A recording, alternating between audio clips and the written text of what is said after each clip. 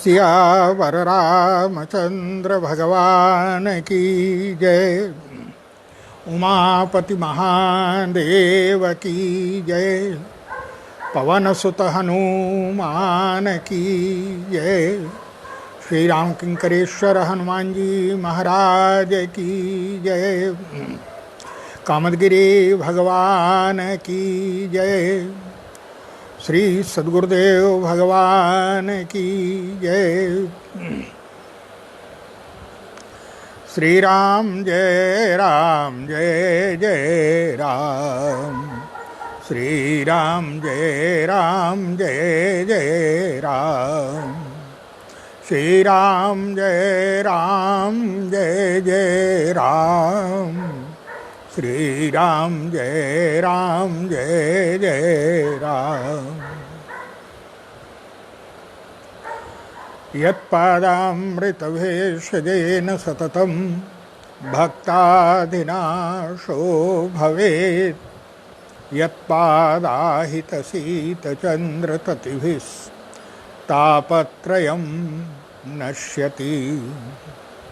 साक्षाज्ञानदिवाकरोऽस्ति नियतां मोहान्धकारापः। सोऽयं श्रीमद्रामकिङ्करगुरुः ज्ञानः प्रकाशं क्रियात्।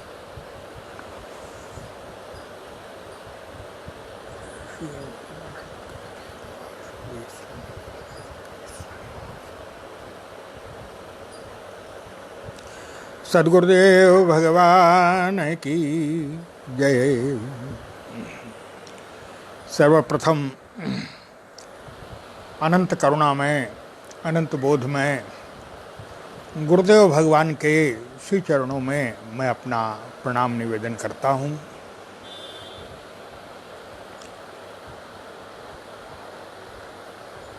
तथा सिय राम मैं सब जग जानी, करूं प्रणाम जोरी जुग पानी। पिछले दिनों से आपके सामने पवित्र श्रावण मास में भूत भावन भगवान भोलेनाथ का चरित्र चल रहा है। आज भी उसी क्रम को आगे बढ़ाने की चेष्टा करेंगे।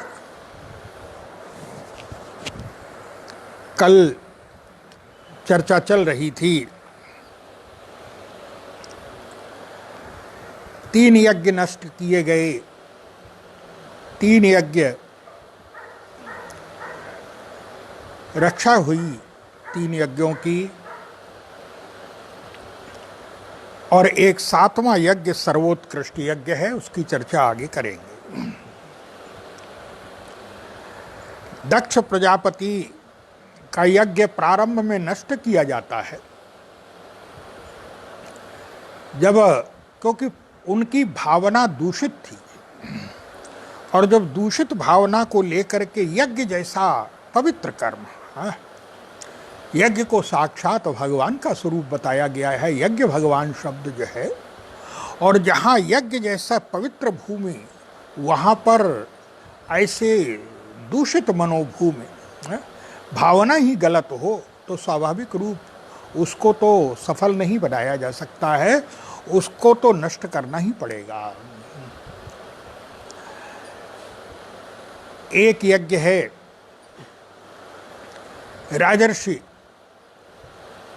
जनक का यज्ञ, और राजर्षि जनक का जो यज्ञ है ये अद्भुत है। अन्य यज्ञों में तो होमात्मक स्वरूप आता है, लेकिन ये होमात्मक स्वरूप उस तरह से क्रियात्मक जो है वो उस तरह से नहीं दिखाई पड़ता है, लेकिन शब्द उसके लिए यज्ञ ही है। उसके लिए धनुष यज्ञ शब्द कहा गया है। और बड़ी विचित्र बात है, राजर्षि जनक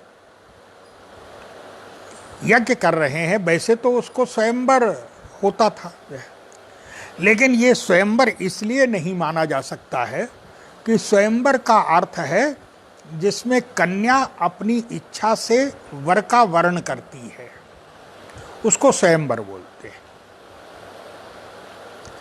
लेकिन यहां वैसा तो है नहीं।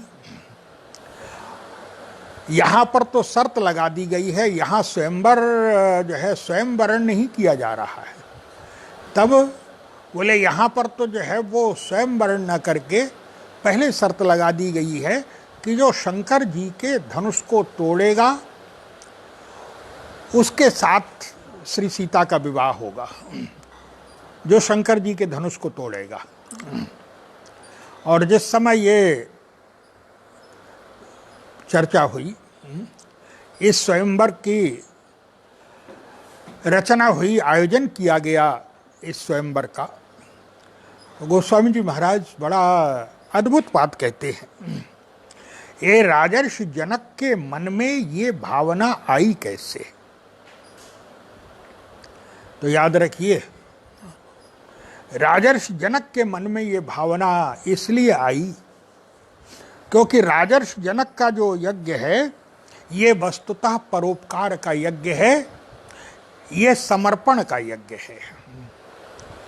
इसीलिए आप लोग जो है वो पढ़ते होंगे, पुराणों में वर्णन आता है कि राजर्षि जनक के नगर में, जनकपुर में एक बार 12 वर्ष तक जल नहीं बरसा। और जब जल की वर्षा नहीं हुई 12 वर्ष तक, तब ऋषियों ने कहा कि भाई राजा और रानी यदि हल चलाएं तो स्वाभाविक रूप से वर्षा हो सकती है। और राजा और रानी हल चलाएं, इसके लिए वर्णन आया है कि राजर्षि जनक और महारानी सुनैना हल चला रहे हैं। जिस समय हल चलाया तो कहा जाता है कि हल चलाने पर राजर्षि जनक का जो हल था उसका फल एक स्थान पर अटक गया। और फल जो है जब अटक गया है एक स्थान पर, उस स्थान को खोद करके देखा गया तो एक सुंदर सी मंजूषा निकली। और उस मंजूषा में जो है वो दिव्य कन्या, यही श्री किशोरी जी हैं, श्री सीता जी हैं। यही दिव्य कन्या श्री सीता जी है। राजर्षि जनक लालन पालन करने लगे। राजर्षि जनक ने उन्हीं कन्या श्री सीता जी का लालन पालन किया। और श्री सीता जी राजर्षि जनक के लालन पालन में दिन दूनी रात चौगुनी बढ़ने लगी। हाँ, श्री सीता जी की जो दिव्यता है, उनके जो दिव्य अद्भुत अलौकिक गुण हैं, क्या पूछना है श्री सीता जी के। वर्णन आया है कि राजर्षि जनक को ये धनुष दिया गया था शंकर जी के द्वारा। शंकर जी के का जो धनुष है ये राजर्षि जनक के पूर्वजों से था और इसकी पूजा की जाती थी। लेकिन ये धनुष इतना भारी था कि ये धनुष कभी उठ नहीं सकता, हिलता भी नहीं था। राजर्षि जनक और उनके पूर्वज नित्य पूजन कर देते थे। लेकिन संजोग की बात है कि एक दिन राजर्षि जनक को किसी कार्य विशेष से बाहर जाना था। उन्होंने महारानी सुनैना से कहा कि आज धनुष का पूजन पुत्री सीता के द्वारा करवा देना। श्री किशोरी जी जब पूजन के लिए आई तो श्री सीता जी ने देखा कि अब वो धनुष क्योंकि इतना भारी था कि हिलता तो था नहीं, उठ तो सकता नहीं था, और उसके नीचे गंदगी रहती थी, जमा हो जाती थी। यथासंभव आसपास सफाई तो की जाती थी, लेकिन जो अब वो बाध्यता थी, श्री सीता जी ने देखा कि धनुष के नीचे सफाई नहीं हुई है। तो श्री सीता जी ने उसको बाएं हाथ से धनुष को उठा करके और नीचे साफ कर दिया। धनुष के नीचे पूरी सफाई हो गई। खैर, पूजन वगैरह सब हो गया। सायंकाल के समय जब राजर्षि जनक लौट करके आए और राजर्षि जनक ने देखा कि आज धनुष के नीचे सफाई है, जनक जी ने सुनैना जी से कहा कि आज धनुष का पूजन किसने किया। सुनैना जी को लगा कि लगता है कुछ भूल हो गई है बच्ची से। सुनैना जी ने कहा, पूजन तो पुत्री सीता ने किया है, पुत्री को जो है वो अभ्यास नहीं है। हो सकता है कुछ भूल हो गई होगी। यह क्या गलती हुई? जनक जी ने कहा, आज इस धनुष के नीचे सफाई कैसे है, यह आश्चर्य है। श्री सीता जी को बुलाया, श्री सीता जी से पूछा कि पुत्री आज पूजन तुमने किया था? हाँ पिताजी, मैंने किया था पूजन। कोई अपराध हो गया? जनक जी ने कहा कि पुत्री, अपराध का प्रश्न ही नहीं। तब बोले, मुझे आश्चर्य, तुमने धनुष के नीचे कैसे सफाई कर दी है? धनुष के नीचे तुमने कैसे साफ कर लिया? और जैसे ही ये कहा कि धनुष के नीचे से कैसे साफ कर लिया, श्री सीता जी ने बड़े भोलेपन से, जो सरलता है, सहजता है, बड़े भोलेपन से बाएं हाथ से धनुष को उठाया और दाएं हाथ से फिर नीचे हाथ लगा दिया कि पिताजी ऐसे साफ किया था मैंने। जैसे ही ये दृश्य देखा, राजर्षि जनक अचंभित, आश्चर्यजनक। राजर्षि जनक को लगा पुत्री कोई साधारण नहीं है, साक्षात पराशक्ति ही जो है मेरे घर में पुत्री के रूप में अवतरित हो गई है आकर के। ये तो साक्षात शक्ति है जो मुझे जो है वो पिता बनने का सौभाग्य दे रही है। ये महाशक्ति ही मेरे घर में पैदा हो गई है आकर के। और उसी समय जैसे ही ये देखा, जनक जी को लगा कि महाशक्ति पैदा हुई है। तुरंत जनक जी के मन में एक प्रश्न कौंधा। क्या? जनक जी ने ये कहा, ये प्रतिज्ञा की कि जो धनुष को तोड़ेगा उसके साथ सीता का विवाह होगा। क्यों? राजर्षि जनक का अभिप्राय था भगवान भोलेनाथ इस धनुष को दोनों हाथ से उठाते थे, इसका प्रयोग दोनों हाथों से करते थे। जब युद्ध में जो है स्वाभाविक रूप से धनुष बाण वो तो दोनों हाथों से ही प्रयोग होगा। शंकर जी इसको दोनों हाथ से उठाते हैं, लेकिन जनक जी का अभिप्राय था बोले महाकाल जिसको दोनों हाथों से उठाते हैं वो धनुष जो है वो शक्ति के बाएं हाथ का खेल है। शक्ति ने बाएं हाथ से उठा लिया, ये शक्ति के बाएं हाथ का खेल है। अब जनक जी ने कहा जो धनुष को तोड़ेगा उसके साथ सीता का विवाह होगा। क्यों? बोले जिसको महाकाल दोनों हाथ से उठाते हैं वो महाशक्ति के लिए बाएं हाथ का खेल है। अब बोले जो इसका स्वामी होगा, शक्ति का स्वामी होगा, वो इस धनुष को तोड़ देगा, जो तोड़ देगा वही इस शक्ति का स्वामी होगा। ये मानो उन्होंने कसौटी रखी, परीक्षा की कसौटी यही थी उनके सामने। और उसका सीधा सा अभिप्राय है, अगर आप वैसे देखें व्यवहारिक दृष्टि से, तो कोई वस्तु अगर आपको मार्ग में मिल जाए, आपने वो वस्तु उठा ली, अब ये तो पता नहीं कि जो है वो वस्तु किसकी है। तो जो लोग हृदय के विशाल होते हैं, जिनकी भावना शुद्ध होती है, वो लोग चेष्टा करते हैं क्या? बोले यह वस्तु जिसकी है इसके स्वामी तक जो है वो पहुंचाने की चेष्टा की जानी चाहिए। क्यों? बोले ये मेरी नहीं है, इस पर मेरा अधिकार नहीं है, जिसकी है उसके पास तक पहुंचाने की चेष्टा की जाए। कई बार लोग जो है वो समाचार पत्रों के माध्यम से या अन्य किसी माध्यम से लोग सूचना देते हैं, लेकिन उसमें एक विचित्र बात आप देखते हैं, लोग सूचना देते हैं तो उसमें कहते हैं कि मुझे अमुक वस्तु प्राप्त हुई है। अब जिसकी हो वो ये नहीं लिखते हैं कि जिसकी हो वो ले जाए, उसके साथ एक शर्त जोड़ देते हैं, अमुक वस्तु मुझे प्राप्त हुई है, जिसकी हो वो प्रमाण दे के ले जाए। क्यों? बोले अगर ऐसे जो है देने का बिना प्रमाण के, तब तो कोई भी आ जाएगा, लेकिन जिसकी है वो प्रमाण दे के ले जाए का अभिप्राय क्या? जनक जी का अभिप्राय था, बोले महाशक्ति जो है जिस धनुष को बाएं हाथ से उठाती है, जो तोड़ के दिखा देगा वही इसका स्वामी माना जाएगा, यही प्रमाण होगा। इसलिए राजर्षि जनक ने ये प्रतिज्ञा की, बोले सोई पुरारी को दंड कठोरा और राज समाज आज जो तोरा। क्यों?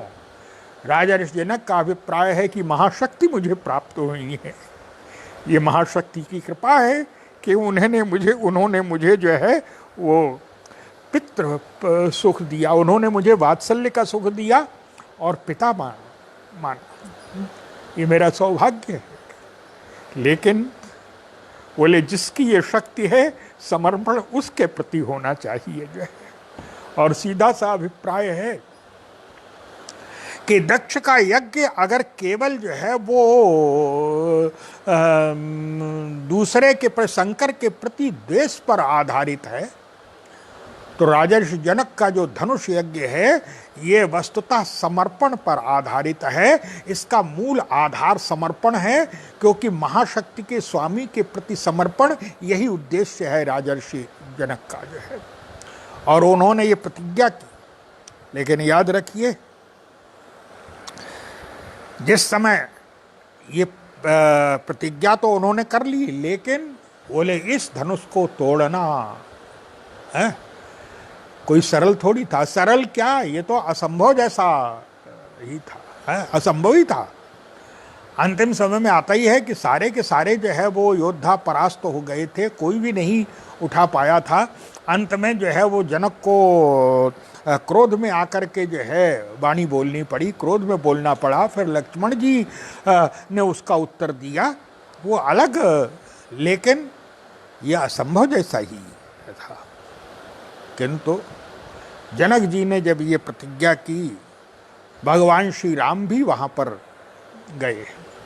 और यज्ञ का अभिप्राय है जो परोपकार की भावना से कार्य किया जाए, जिसमें स्वार्थ ना हो, जो केवल परोपकार और समर्पण की भावना से किया जाए। इसलिए बड़ी विचित्र बात है। और वो विचित्र बात ये है कि जिस समय विश्वामित्र जी महाराज गए दशरथ जी के पास, और विश्वामित्र जी ने कहा मैं आपसे कुछ मांगने आया हूँ। यद्यपि महाराज श्री दशरथ ने विश्वामित्र जी से कह दिया था, मुझे तो विश्वास नहीं हो पा रहा है, ऐसा वीतरागी महापुरुष है, इतना त्यागी महापुरुष आज मेरे घर में आ गया। महाराज मुझे विश्वास, कहीं मैं स्वप्न तो नहीं देख रहा। महाराज श्री दशरथ तो आश्चर्य क्या, एक सोच नहीं पा रहे हैं। और महाराज श्री दशरथ के मुख से उस समय जो है वो भाव भरी वाणी निकली और शब्द कह दिया। क्या? बोले आप किस कारण से आए हैं, आप जल्दी बताइए। क्यों? बोले आपके कहने में देर है, मेरे करने में देर नहीं होगी। बोले कही कारण आगमन तुम्हारा, और कहो सो करत न लाऊ बबारा। आपके कहने में देर है, मेरे करने में देर नहीं होगी। विश्वामित्र मन ही मन हंसे और सोचने लगे, राजन ये उत्साह तभी तक है जब तक मेरी मांग सुन नहीं रहे हो। जब मेरी मांग सुन लोगे तो सारा उत्साह जो है तब टिका रहे, तब मैं मानूंगा। विश्वामित्र जी ने कहा बस मुझे इतना चाहिए। क्या? बोले अनुज समेत देहो रघुनाथ, छोटे भाई के सहित राम को दे दीजिए मुझे। अनुज समेत देहो रघुनाथा, निश्चर बध में हो बसनाथ। इनके द्वारा राक्षसों का वध होना चाहिए, और जब इनके द्वारा राक्षसों का वध हो जाएगा मैं सनाथ हो जाऊंगा, मेरा यज्ञ पूर्ण हो जाएगा। महाराज जैसे ही शब्द सुना तो जो आशंका थी, महाराज श्री दशरथ तो एकदम से मुख कुमलाने लगा। महाराज श्री दशरथ का होंठ कांपने लगे, होंठ सूखने लगे महाराज श्री दशरथ के। बोले सुनि राजा अति अप्रिय वाणी, हृदय कंप, हृदय कांप उठा महाराज श्री दशरथ का। बोले हृदय कंप मुख दुति कुम्हिलानी, और कहा कि महाराज मैंने वृद्धावस्था में, चौथी अवस्था में ये 4 पुत्रों को पाया है, और महाराज ये मेरे 4 पुत्र नहीं हैं। आज तक मैंने इन बच्चों को पुत्र नहीं माना है अपना। तब क्या माना? महाराज श्री दशरथ ने यही कहा, महाराज मेरे प्राण, ये 4 मेरे पुत्र नहीं है, 4 मेरे प्राण हैं। संसार में व्यक्ति क्या है, शरीर में 1 प्राण होता है मेरे, लेकिन मेरे पास तो ये 4 प्राण हैं।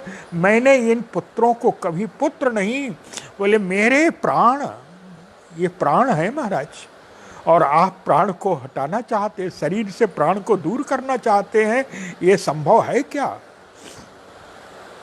और अंत में महाराज श्री दशरथ ने कह दिया,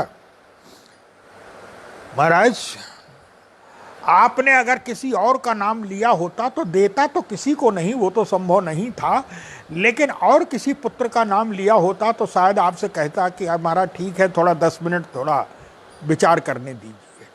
लेकिन राम, बोले राम के बारे में तो विचार भी नहीं है। तब बोले सीधे कह दिया, बोले राम देत नहीं बनाई गुसाई है। वैसे तो 4 पुत्र मुझे प्राण की तरह प्रिय, सब सुत मोहि प्रिय प्राण की नाई, लेकिन राम देत, भगवान श्री राम के प्रति महाराज श्री दशरथ के हृदय में विशेष प्यार था। बोले राम देत नहीं बनाई गुसाई। जिस समय इसका अभिप्राय है क्या, बोले सीधे नहीं कर दिया, और जब सीधे नहीं कर दिया तब उस समय महाराज श्री दशरथ को समझाया। किसने? समझाने का कार्य गुरु का होता है। गुरु जब देखता है, गुरु वशिष्ठ सामने आए और गुरु वशिष्ठ ने कहा, बोले तब वशिष्ठ बहुविध समझावा। वशिष्ठ जी ने बहुत प्रकार से समझाया, और समझाने का उद्देश्य क्या था? वशिष्ठ जी ने कहा, राजन याद रखो क्या, बोले एक दिन वो था कि आप एक पुत्र का मुख देखने के लिए तरस रहे थे, है कि नहीं? हाँ महाराज, एक पुत्र का मुख देखने के लिए मैं तरस रहा था। पाया कैसे? बोले आपकी कृपा से। महाराज श्री वशिष्ठ ने कहा, महाराज केवल मेरी कृपा नहीं, मेरी कृपा तो है ही है जो है, लेकिन केवल मेरी कृपा नहीं। तब बोले माध्यम बना यज्ञ के द्वारा पुत्र काम शुभ यज्ञ करावा। पुत्र कामेष्ट यज्ञ के माध्यम से आपको पुत्र प्राप्त हुआ है। और इसका अभिप्राय क्या? बोले याद रखिए, बोले पुत्र आपका नहीं है, पुत्र यज्ञ का है। और अभिप्राय था क्या? बोले आपके पास, आपके घर में पुत्र नहीं था तो आप एक महात्मा के यहाँ आए, स्वयं अपने ध्यान दिलाया, आप एक महात्मा के आप पास आए, और एक महात्मा की कृपा से आपको 4 पुत्र प्राप्त हुए। लेकिन महाराज आप विचार तो कीजिए, क्या? बोले एक महात्मा की कृपा से आपको 4 पुत्र प्राप्त हुए, और आज एक दूसरा महात्मा आपसे मांगने आया है तो 4 के आधे 2 भी नहीं दोगे क्या? है? महात्मा ने आपको 4 दिए और दूसरा महात्मा केवल 2 ही तो मांग रहा है आपसे, आधे भी नहीं दोगे क्या? और याद रखिए महाराज, क्या? बोले पुत्र आपका नहीं है, पुत्र यज्ञ के द्वारा पैदा हुआ है, इसका अभिप्राय है। बोले यज्ञ का पुत्र है। और महाराज महात्मा जो आया है वो अपने स्वार्थ के लिए नहीं आया है। तब बोले केवल उसके यज्ञ की रक्षा होनी चाहिए, अपने यज्ञ को पूर्ण कराने के लिए आया हुआ है वो। उसके यज्ञ को राक्षस नष्ट कर देते हैं, महाराज यज्ञ की रक्षा के लिए आया है। पुत्र आपका नहीं है, पुत्र तो यज्ञ का है, और यज्ञ पर संकट आया हुआ है और पुत्र को आप अपने घर में बैठाए रहेंगे। महाराज यज्ञ का पुत्र है, यज्ञ की रक्षा के लिए आपको पुत्र को देना चाहिए। जब गुरु ने समझाया तब बोले, तब वशिष्ठ बहुविधि समझावा और नृप संदेह ना सकहु पावा। राजा का जो संदेह था, और कहा महाराज अरे चिंता मत करिए। क्यों? बोले विश्वामित्र जैसा महापुरुष आया है, घाटे में नहीं रहेंगे आप। है महापुरुष लेने नहीं, बोले लेने के बहाने महापुरुष देना दिया करता है। महापुरुष लेता नहीं है, अपितु देते हुए भी लगता है कि ले रहा है। इसलिए आप दे दीजिए। पुत्र यज्ञ का है, और यज्ञ का पुत्र है तो यज्ञ की रक्षा के लिए उसको जाना पड़ेगा। विश्वामित्र जी ले आए, लेकिन हमारे गुरु जी कहा करते थे कि बड़ी विचित्र बात है। क्या? बोले जब विश्वामित्र जी अपने यज्ञ की रक्षा के लिए लाए थे, और जब यज्ञ की रक्षा हो गई, दूसरे दिन प्रातः काल होते ही राम लक्ष्मण दोनों भाइयों ने कह दिया विश्वामित्र जी से, महाराज अब आप निर्भय होकर के यज्ञ कीजिए। प्रातः कहा मुनि सन रघुराई, निर्भय यज्ञ करहु मुनि जाई। अब आप निर्भय होकर के यज्ञ की रक्षा यज्ञ कीजिए, हम आपकी रक्षा के लिए खड़े हुए हैं। और होम करन लागे मुनि झारी, आप रहे मख की रखवारी।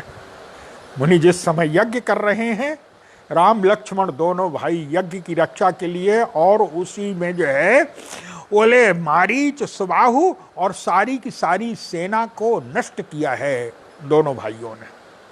सुबाहु को जला के राख कर दिया, मारीच को जो है वो 400 कोस दूर फेंक दिया बिना फल के बाण के द्वारा। लक्ष्मण जी महाराज ने जो है वो पूरी सेना को नष्ट कर दिया। बोले अनुज पावक सर सुबाहु पुनिजारा, और अनुज निशाचर कटक संहारा, मारे असुर द्विज निर्भयकारी, अस्तुति करहि देव मुनि झारी।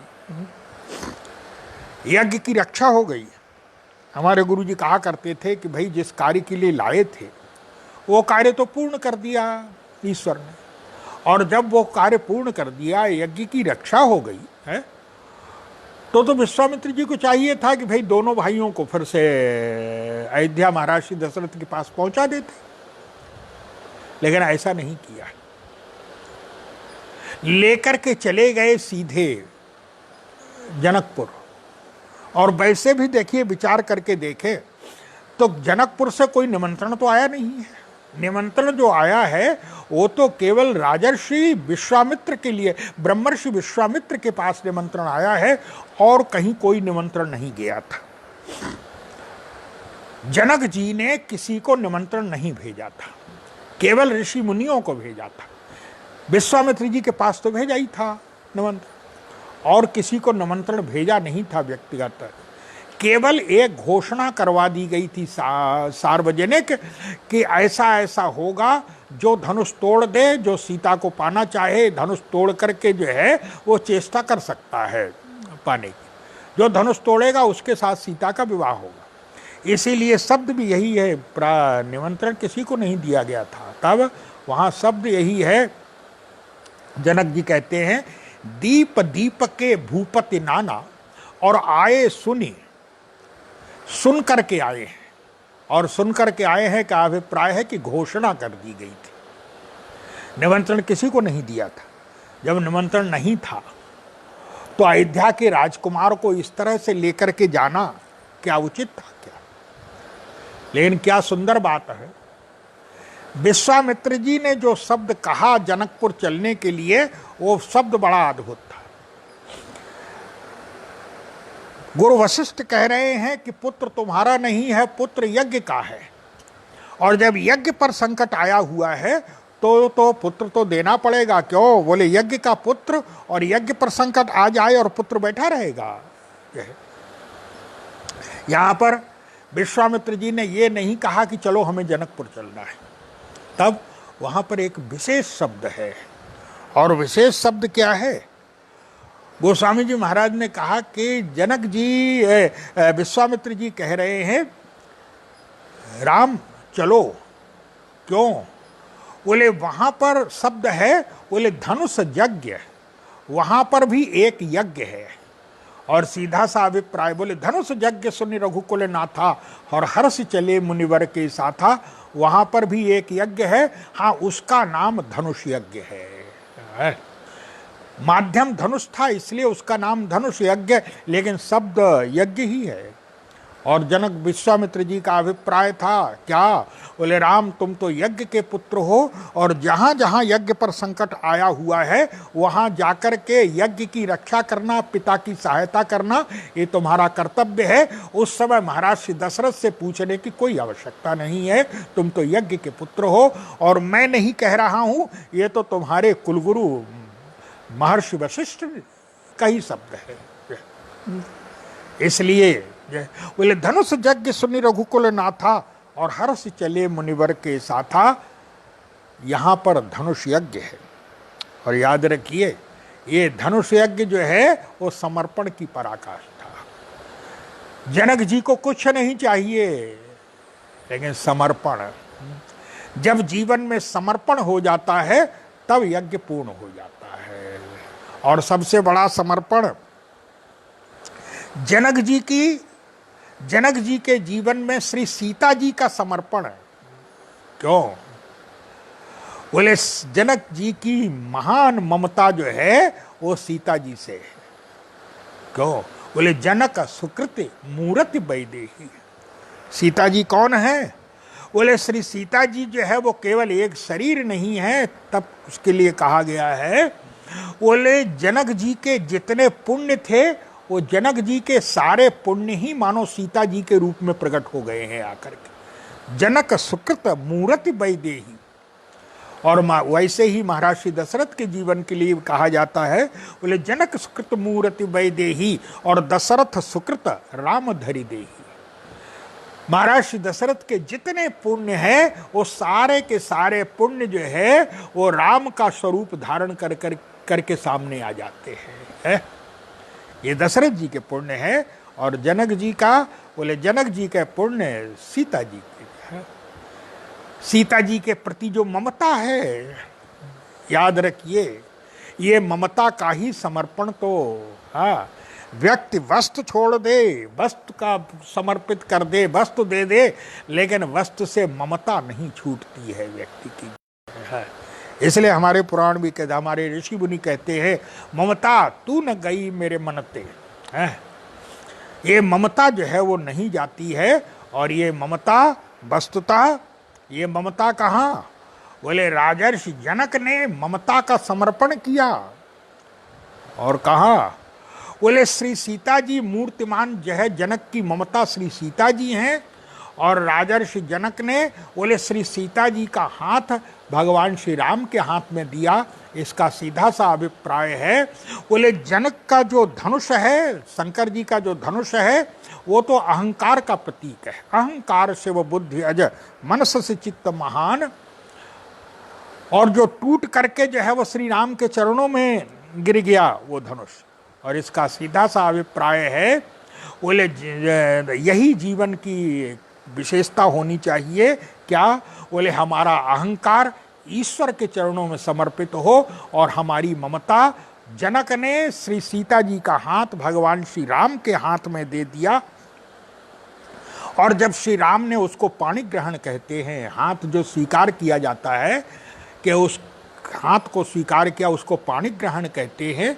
और सीधा सा अभिप्राय है, जीवन में धन्यता तभी है जब हम अपने अहंकार को ईश्वर के चरणों में विलीन कर दे, ईश्वर के चरणों में समर्पित कर दे, और ममता को भगवान के हाथ में, ईश्वर के हाथ में समर्पित कर दें। जनक ने इस प्रकार से समर्पण, जनक का यज्ञ समर्पण का प्रतीक है। दक्ष की जो है वो दुर्भाग्य ये है कि दक्ष अहंकार बढ़ाने के लिए यज्ञ कर रहा है, लेकिन जिस समय जो है दक्ष के मस्तिष्क को जो है वो होम कर दिया, अग्निकुंड में डाल दिया, मानो अहंकार जब समाप्त हुआ। वर्णन आता है, भगवान शंकर ने दक्ष के सिर पर बकरे का सिर जोड़ दिया। और जब दक्ष के सिर पर बकरे का सिर जोड़ा तो लगा भगवान शंकर की स्तुति करने। क्यों? बोले ये जो सिर था ये अभी तक जो है बुद्धिमत्ता के अहंकार का प्रतीक था, अहंकार भरा हुआ था। और जैसे ही पहले वाला जो सिर था वो अहंकार युक्त था, और अब जैसे ही ये सिर जो है जोड़ा, क्यों? बोले ये सिर भगवान शंकर ने जोड़ा। और इसका सीधा सा अभिप्राय है, बोले जो सिर, जो मस्तिष्क, जो बुद्धि विश्वास के द्वारा दी गई होती है निश्चित रूप से वो विनम्र होती है। लगा भगवान शंकर की स्तुति करने। और याद रखिए हमारे यहाँ की मान्यता है कि पूजन के अंत में बकरे की बोली बोलते हैं। क्यों? बोले भगवान शंकर को प्रिय होती है। और इसका सीधा सा अभिप्राय है कि अगर कोई अहंकार रहा भी होगा तो वो अहंकार समाप्त हो गया। सीधा सा अभिप्राय है जब तक अहंकार का विलीनीकरण नहीं होगा। तो जनक, बोले जनक ने अहंकार चरणों में अर्पित किया, ममता जो है वो प्रभु के करकमल में अर्पित की। सबसे बड़ा यज्ञ है श्री भरत जी का चरित्र, उसकी क्या विशेषता है, वो सर्वोत्कृष्ट यज्ञ है, गीता में भी कहा गया है। उसकी चर्चा आगे पुनः कल करेंगे। आज इतना ही। बोलिए सियावर रामचंद्र भगवान की जय। उमापति महादेव की जय। पवन सुत हनुमान की जय। कामदगिरी भगवान की जय। सद्गुरुदेव भगवान की जय।